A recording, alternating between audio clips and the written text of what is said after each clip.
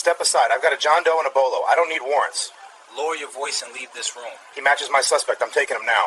This is a hospital. You don't have jurisdiction here. Keep blocking me and you're coming downtown too. You really want to do I don't this care who you think you are. Then you should, because I'm federal. This patient's under protective custody. At exactly 11:42 p.m. on a Friday night in Chicago, a local police officer walked into a hospital intensive care unit and attempted to question a patient who had recently undergone surgery. He had no warrant. He had no coordination with hospital administration. He had no idea who he was talking to. And in the next several minutes, his entire 23-year career would unravel on hospital security footage that would eventually be reviewed in his disciplinary hearing and used in law enforcement training sessions across the country as an example of what happens when officers fail to recognize federal authority. The man blocking his path wasn't a doctor, wasn't hospital security, was a black FBI agent who had spent 15 years investigating organized crime and understood exactly where local jurisdiction ended and federal authority began. Before we continue, can you do me a favor? Drop a comment and let me know where you're watching from. And if you haven't already, please hit that subscribe button. What happens next is a masterclass in professional authority, and you don't want to miss a single second of this. Special Agent Terrence Blake was not your average 38-year-old. While most people his age were climbing corporate ladders or settling into comfortable routines, Terrence had built a reputation as one of the FBI's most effective organized crime investigators in the Chicago field office. He specialized in complex federal investigations that required patience, precision, and an understanding of criminal enterprises that went far beyond street-level arrests. Terrence had grown up on Chicago's South Side, the son of a postal worker and a public school teacher. He watched his neighborhood struggle with gang violence and drug distribution networks. He saw talented young people pulled into dangerous situations because they didn't see other options. He witnessed his own cousin seriously injured in gang-related violence when Terrence was just 16. He saw good people afraid to trust the system to protect them. That childhood shaped everything that came after. He graduated from Northwestern University with a degree in criminal justice, top of his class. He went straight into the FBI Academy at Quantico, where he finished in the top 5% of his training class. But here's what made Terrence valuable to the FBI. He didn't just understand the law academically. He understood community dynamics. He had grown up in the neighborhoods where criminal organizations operated. He knew the power structures, the economic factors that fed illegal enterprises, and the way these networks function from the inside. For the past 15 years, Terrence had worked organized crime cases. He had helped dismantle human trafficking operations, money laundering schemes, drug distribution networks that spanned multiple states. He had helped build cases against gang leaders who thought they were beyond the reach of law enforcement. And he had done it all by building cases that could withstand the scrutiny of federal prosecutors and defense attorneys. Terrence specialized in complex federal investigations because they required the kind of meticulous approach that matched his skills. Federal cases often involve months or years of investigation, surveillance, informants, financial analysis. Building a case strong enough to convince a federal grand jury requires patience and attention to detail. And once the FBI has invested significant resources into an investigation, they protect that investment from interference. Which brings us to that Friday night in November. Terrence had been working an investigation for 14 months targeting a drug distribution network operating in Chicago. The organization distributed controlled substances through street-level dealers with suspected connections to suppliers and money laundering operations. Multiple subjects were under investigation. Several were already under federal scrutiny, with charges being prepared for a coordinated law enforcement action. One of those subjects was a man named Kevin Torres, 29 years old, believed to be a mid-level participant in the organization. Not the leadership, but positioned such that his cooperation could provide valuable information about higher-level participants. Terrence had been working for months to persuade Kevin to cooperate, building rapport, showing him the strength of the evidence, explaining his legal exposure, offering an opportunity to cooperate in exchange for consideration at sentencing. 2 days earlier, Kevin had indicated willingness to cooperate. He expressed readiness to provide information, to assist with the investigation, to help federal authorities understand the organization's structure in exchange for the possibility of a cooperation agreement and consideration for witness security. This was a significant development. Kevin could potentially provide information about the organization that the FBI had been working to verify for months. He could identify key participants, describe operations, potentially provide testimony. His cooperation would strengthen the federal case considerably. Then, on that Friday night, Kevin was shot. It happened around 9 p.m. Kevin was leaving a convenience store when someone in a passing vehicle fired multiple shots. He was struck twice, once in the shoulder area, once in the torso. He was transported to Chicago Metro Hospital. He underwent emergency surgery. The medical team indicated he would survive, but he required monitoring in the intensive care unit. Internal injuries. Risk of complications. He would be hospitalized for at least several days. Terrence received notification at 9:47 p.m. He was at home reviewing case materials when his phone rang. It was another agent from his team who had been maintaining surveillance for Kevin's protection. Kevin had been shot. He was in surgery. They didn't yet know whether this was related to his decision to cooperate or was unrelated violence. Terrence arrived at the hospital within 20 minutes. He coordinated with hospital security. He positioned agents at key locations. He communicated with hospital staff that this patient was involved in a federal investigation and that access should be restricted and coordinated through the FBI. Kevin came out of surgery around 11:15 p.m. He was stable but sedated, connected to medical equipment in a private room in the intensive care unit. Terrence remained nearby, coordinating with his team, ensuring the security arrangements were appropriate. Then, at 11:42 p.m., Officer Raymond Cole arrived at the intensive care unit and approached Kevin's room. Raymond Cole was a Chicago Police Department officer with 23 years of service. He worked in a specialized unit focused on gang-related crimes, a position he had held for 8 years. Raymond had a reputation in the department as someone who pursued cases aggressively, determined, focused on results, not someone who let procedural concerns slow down his work. Raymond also had a history that deserved closer examination. Over the past 5 years, he had been the subject of 9 citizen complaints alleging excessive force or improper conduct. These complaints had been investigated by the department and marked as unsubstantiated or unfounded. He had been named in 3 civil lawsuits alleging misconduct or civil rights violations. The city had settled these lawsuits for a combined total reported to be in the 6-figure range, but Raymond had faced no significant disciplinary consequences. Raymond had developed an approach to police work that prioritized making arrests over procedural precision. He believed that if someone appeared to be involved in criminal activity, the details of legal justification could be addressed later in the judicial process. That Friday night, Raymond had been working an investigation into a shooting that had occurred 3 weeks earlier, a gang-related incident where shots were fired near a nightclub. Raymond had a suspect description from witnesses: black male, late 20s, medium build, visible tattoos. This was a general description that could potentially match thousands of men in Chicago. But Raymond had convinced himself he knew the identity of the suspect. He just needed to locate him. When Raymond learned that a shooting victim matching a general physical description had been brought to Chicago Metro Hospital, he decided to investigate. He didn't obtain a warrant. He didn't coordinate with hospital administration. He didn't notify his supervisor. He simply went to the hospital, badge in hand, planning to question or possibly arrest the patient. Raymond had no knowledge that Kevin Torres was under federal protection, no awareness that he was cooperating in a federal investigation, no information that the FBI had been working this case for over a year, no understanding that the black man in civilian clothes standing outside Kevin's hospital room was a federal agent with clear authority over this situation. And when Raymond saw Terrence, he made an assumption that would prove costly. He saw a black man in casual clothing and assumed he was hospital staff or perhaps security. Certainly not someone with the authority to restrict a police officer's access. When Raymond came off the elevator, he saw Terrence positioned outside the intensive care unit room. Terrence was wearing civilian clothes, jeans, and a button-down shirt, but his FBI credentials were visibly displayed on his belt. There were 2 other individuals nearby who were clearly law enforcement personnel. Raymond saw Terrence and made a rapid judgment based on appearance rather than observation.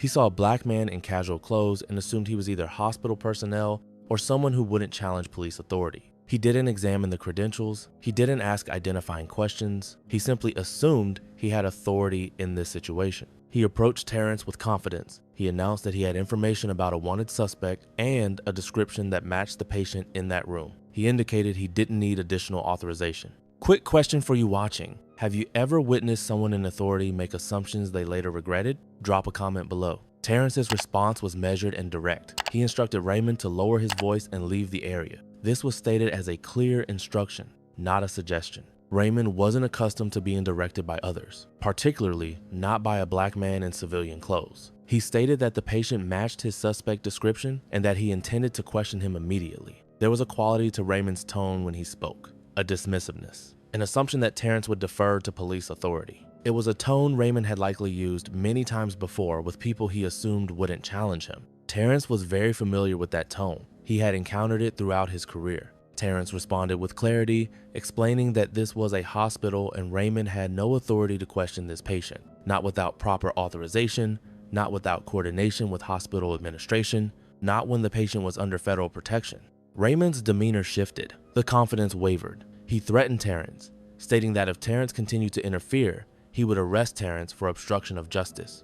That's when Terrence asked the question that should have made Raymond reconsider his entire approach. You really want to do this on camera? The hospital had security cameras throughout the intensive care unit. Every word, every action was being recorded. Terrence was aware of this. The hospital staff knew it. Raymond either wasn't aware or chose not to care. Raymond's response demonstrated his mindset. He stated he didn't care who Terrence thought he was. Terrence's reply clarified the situation definitively. Then you should because I'm federal, this patient's under protective custody, and you need to leave. Now, federal protective custody. Those words should have immediately changed Raymond's understanding of the situation. Federal authority supersedes local jurisdiction in federal investigations. A patient under protective custody means law enforcement has specific authority to control access. But Raymond had already committed to his course of action, and his pride prevented him from backing down. Raymond attempted to move past Terrence. Terrence didn't yield his position. He clearly displayed his FBI credentials, holding them up for the camera to record. He stated clearly and for the record that he was Special Agent Terrence Blake, Federal Bureau of Investigation, and that the patient in this room was under federal protection as part of an ongoing investigation. He informed Raymond that any attempt to access or question this patient without federal authorization would constitute interference with a federal investigation. Raymond claimed he had a warrant. Terrence requested to see it. Raymond hesitated, then began searching his phone for documentation. He eventually produced a department-wide alert from 3 weeks earlier describing a wanted suspect. Black male, late 20s, medium build, tattoos. Terrence examined the description, then looked at Kevin Torres visible through the hospital room window. Kevin had tattoos. So did approximately 30% of men in his age range in Chicago. The description was sufficiently general to match hundreds or thousands of individuals. Terrence asked Raymond what specific articulable facts connected this particular patient to Raymond's investigation.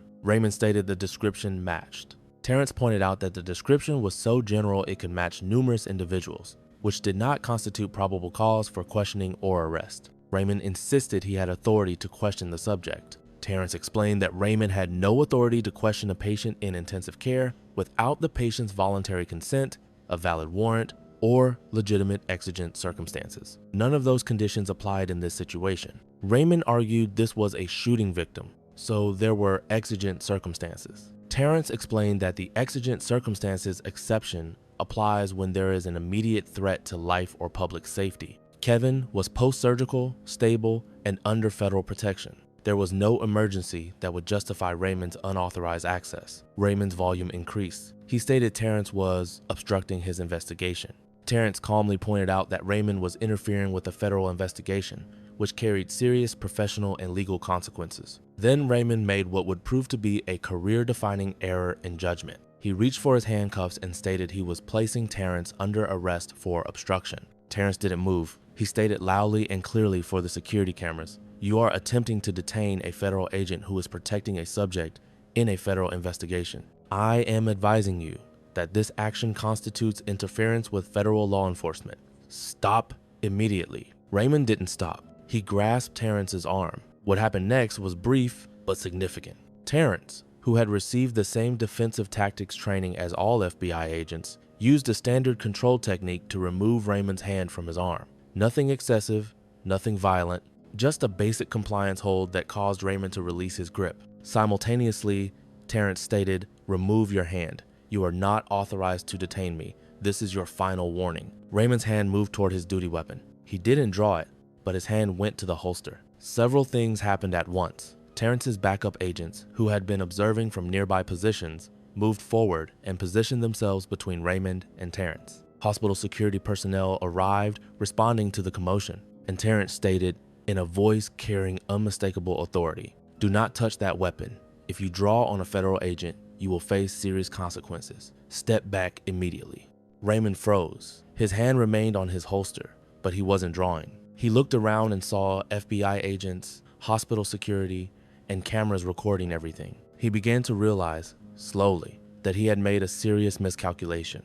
Terrence instructed, "Remove your hand from your weapon, take 3 steps backward, and wait for your supervisor, who I am calling immediately." Raymond complied. His face had changed color. The confidence had evaporated, replaced by the gradual understanding that he had just threatened a federal agent while that agent was lawfully performing his duties, and every moment was documented on video. Terrence retrieved his phone and contacted the Chicago PD liaison to the FBI field office. The conversation was professional and brief. Terrence identified himself, summarized the situation, and requested that a supervisor respond to the hospital immediately to address Officer Raymond Cole, who had just attempted to interfere with a federal protective operation. Approximately 15 minutes later, a Chicago PD captain arrived. His name was Gerald Martinez, and he had 28 years with the department. He had worked with federal agencies on joint operations. He understood jurisdictional protocols. He knew Terrence Blake's professional reputation. When Gerald saw Raymond standing in the intensive care unit hallway,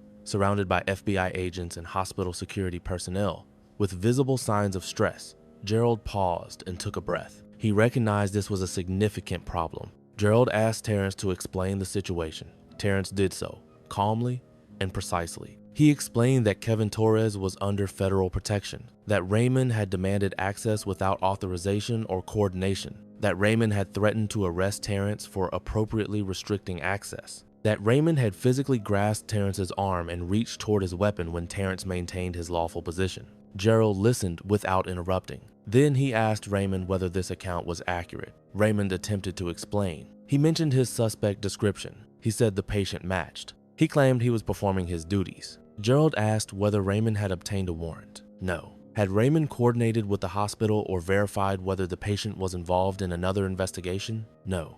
Had Raymond identified himself to the FBI agents or inquired about their authority before attempting to access the room? No. Gerald looked up at the security camera mounted on the ceiling. He asked the hospital security supervisor whether the footage captured this entire incident.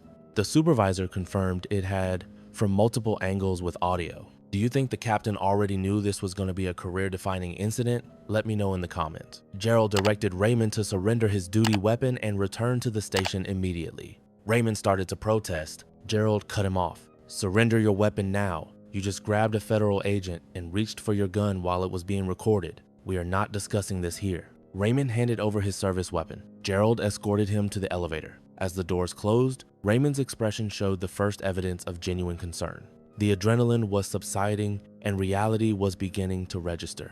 Terrence remained at the hospital for several more hours, ensuring Kevin was secure and stable. He filed a detailed report with his supervisor at the FBI field office. He requested copies of all hospital security footage. He documented every aspect of the encounter while details were fresh. The FBI's response was swift and formal. By the following morning, a formal complaint had been submitted to the Chicago PD Internal Affairs Division. The complaint detailed Raymond's attempted interference with a federal investigation, his attempt to unlawfully detain a federal agent, and his threatening behavior toward federal law enforcement personnel. The complaint also noted that Raymond's actions could potentially constitute violations of federal law regarding interference with federal law enforcement operations. The FBI indicated they were not pursuing federal charges at this time, but made clear this decision was contingent on appropriate disciplinary action by the Chicago PD. Internal Affairs initiated an investigation immediately. They obtained the hospital security footage. They watched Raymond approach the intensive care unit, disregard Terrence's credentials and authority, demand access to a federal subject, threaten Terrence with arrest, physically grasp a federal agent, and reach for his weapon when that agent maintained his lawful position. They interviewed hospital personnel who had witnessed the incident. Each person confirmed Terrence's account of events. Several mentioned that Raymond had been loud, aggressive, and dismissive when informed he lacked authority to question the patient. They interviewed the FBI agents who were present. All confirmed that Terrence had identified himself clearly, had explained the jurisdictional issues multiple times, and had given Raymond numerous opportunities to leave peacefully before the situation escalated. They interviewed Raymond. His account of events varied as the interview progressed. Initially, he claimed he had valid authority based on his suspect description. Then he stated he wasn't aware the patient was under federal protection. Then he suggested Terrence had been aggressive and threatening, forcing him to respond defensively. The investigators asked whether the security footage would support his version of events. Raymond stated he couldn't recall exactly what happened because events moved quickly. The investigators reviewed the footage with him. It contradicted multiple elements of his account. The investigation took 3 weeks to complete. The findings were comprehensive and concerning. Raymond had attempted to question a patient without consent, warrant, or exigent circumstances. He had disregarded clear identification from federal agents. He had threatened to arrest a federal agent for lawfully performing his duties. He had physically grabbed that agent. He had reached for his weapon in a manner that could be interpreted as threatening. Each of these actions violated department policy. Several violated professional standards. At least one created potential federal liability. The department recommended termination of employment. Raymond's union representative attempted to negotiate. They argued Raymond had acted based on his suspect description. They claimed he wasn't aware of the federal investigation. They suggested he felt threatened and was acting in self-defense. The disciplinary review board examined the security footage. They observed no evidence of threat from Terrence. They observed clear evidence of multiple warnings from Terrence that Raymond ignored.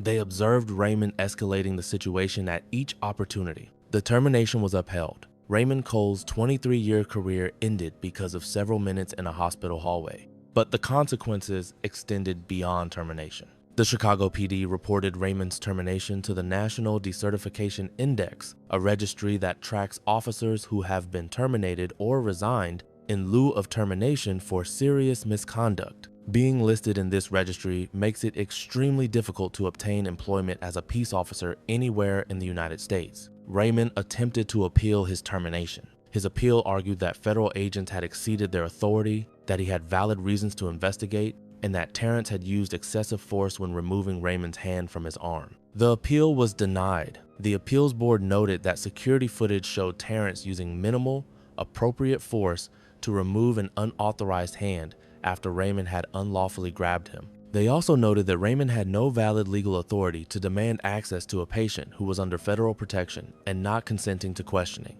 Raymond filed a civil lawsuit against the city alleging wrongful termination.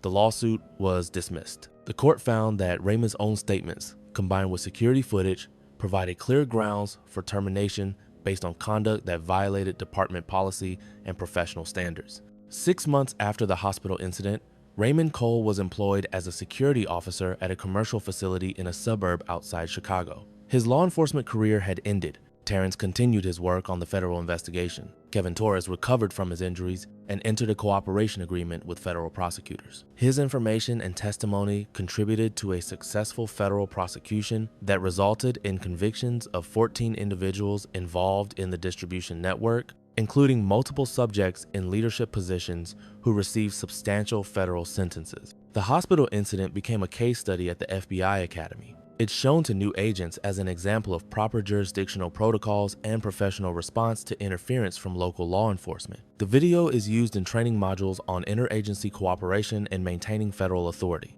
The Chicago PD also incorporated the footage into their training curriculum. Every officer in specialized units must review it as part of annual training on federal-local cooperation and jurisdictional awareness. The department created new protocols requiring officers to coordinate with hospital administration and verify federal involvement before attempting to question hospitalized individuals. Let's examine what went wrong here and why it matters beyond this single incident. This story is about more than one officer making poor decisions. It's about what happens when officers operate based on assumptions rather than established procedures. Raymond Cole had 23 years of law enforcement experience. He had conducted thousands of investigations. He was accustomed to people deferring to police authority when he identified himself. He expected his badge to provide access and his authority to be unquestioned. But when Raymond saw Terrence positioned outside that hospital room, he didn't just see someone blocking access. He saw a black man in casual clothing, and his brain made assumptions, despite the FBI credentials clearly visible on Terrence's belt, despite other federal agents nearby,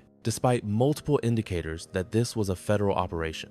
Raymond's assumptions about who possesses authority and who doesn't were influenced by bias, and those assumptions destroyed his career in a matter of minutes. Terrence understood jurisdictional protocols because federal agents must. They work in an environment where jurisdiction is fundamental. They coordinate constantly with local, state, and other federal agencies. They must know precisely where their authority begins and ends. They document everything because federal cases undergo review by prosecutors who will reject cases with jurisdictional defects. But Terrence also understood something else that shaped his approach. As a black man in law enforcement, he knew that some people would question his authority regardless of his credentials. He had experienced it throughout his career, local officers assuming he was a subject rather than a federal agent, people expressing surprise at his position, defense attorneys attempting to undermine his professional credibility. Terrence had learned to be exceptionally well prepared, thoroughly professional, and absolutely clear about establishing his authority. Because he knew that people like Raymond would see his appearance before recognizing his position. That's exactly what happened in that hospital hallway. Here's a question for you. If you were a hospital administrator, what policies would you implement after an incident like this? Comment below. The hospital security footage proved crucial to this case. Without video documentation, this would have been a federal agent's account versus a local officer's account. Both law enforcement professionals, both with institutional credibility. The department might have attempted to find middle ground, perhaps issuing a suspension rather than termination. But the cameras captured everything. Raymond's aggression, Terrence's professional composure, the clear warnings, the physical escalation, the weapon reach, all documented from multiple angles with audio. The footage also captured something significant beyond the immediate confrontation. It showed hospital staff and patients in the background watching this incident unfold. It showed the disruption to medical operations. It showed concern on staff faces when Raymond reached toward his gun. That footage made it impossible for anyone to argue that Raymond's actions were reasonable under the circumstances. This case also highlights an issue that deserves more attention in law enforcement: the cost of failing to address patterns of problematic behavior. Raymond had 9 excessive force complaints over 5 years, 3 lawsuits settled by the city. But he had never faced meaningful disciplinary consequences. The department had effectively protected him. They had investigated complaints and found them unsubstantiated. They had settled lawsuits without holding him accountable for the behavior that led to them. They had allowed him to continue operating with the same aggressive, procedure-minimizing approach that eventually led to the hospital incident. If the department had addressed Raymond's pattern earlier, this incident might never have occurred. Perhaps he would have received additional training. Perhaps he would have been reassigned. Perhaps he would have faced consequences that modified his behavior before he created a situation so problematic and so well documented that termination became the only viable option. Instead, they protected him until he created an incident they couldn't overlook. Let's address a perspective that often emerges in stories like this. Some people might argue that Terrence was being territorial, that he could have explained the situation more diplomatically, that he could have allowed Raymond brief access to avoid confrontation. Here's why that analysis is incorrect. Terrence had spent 14 months building a federal investigation. He had invested thousands of hours of investigative work. He had multiple federal agents assigned to protect his cooperating subject. Kevin Torres had just been shot, possibly because his cooperation had been discovered or suspected. Terrence's responsibility wasn't to accommodate Raymond's unauthorized demands, it was to protect his subject and preserve the integrity of his investigation. He identified himself clearly. He explained the jurisdictional issue. He gave Raymond multiple opportunities to leave.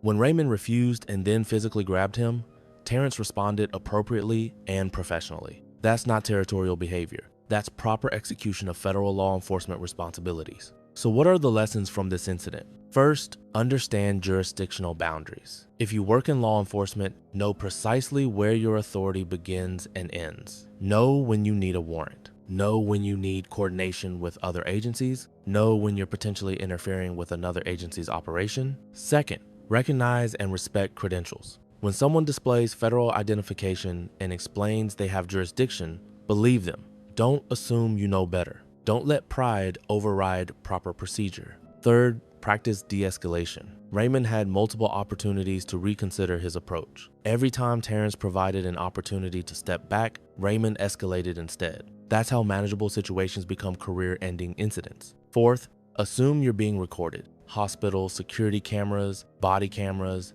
phone cameras, in virtually any public space, assume your actions are being documented, because they very likely are. Fifth, address patterns before they become major incidents. Raymond's 9 complaints and 3 lawsuits were warning indicators that the department failed to take seriously. Organizations must identify and address problematic patterns before they result in serious incident. As of now, Raymond Cole no longer works in law enforcement. He lost his appeal regarding pension benefits and now receives reduced retirement benefits based on his years of service. He filed for bankruptcy following legal expenses from his various appeals and litigation. He has given no public statements and has not spoken about the incident publicly. Terrence Blake was promoted to supervisory special agent 2 years after the hospital incident. He now leads a team of agents working complex federal investigations across the Midwest region. He has not given public interviews about the confrontation with Raymond, though he has discussed the incident in training contexts with new agents. The Chicago PD revised its policies regarding hospital investigations. Officers must now coordinate with hospital administration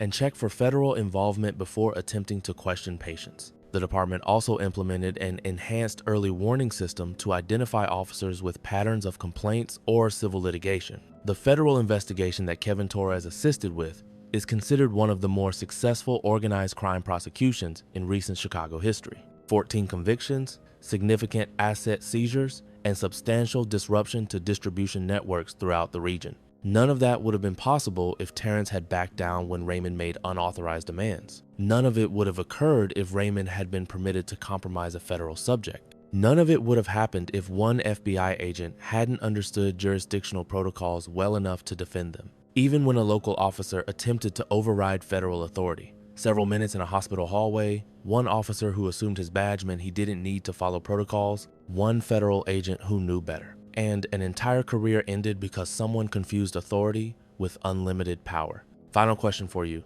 What's one thing you learned from this story that you didn't know before? Drop your answer in the comments, and don't forget to subscribe for more stories like this. This story matters because it demonstrates that authority has defined boundaries. Police officers have significant power, but that power isn't absolute. It's limited by jurisdiction, by constitutional protections, by federal authority, and by law itself. When officers forget those limitations, when they assume their badge overrides everything else, they create risk for themselves and their departments. They compromise investigations, they violate protocols, they damage their own careers. Raymond Cole learned that lesson in the most costly way possible. In a hospital hallway, on camera, in front of FBI agents who knew exactly what authority they possessed and how to defend it. The footage from that night is still used in training.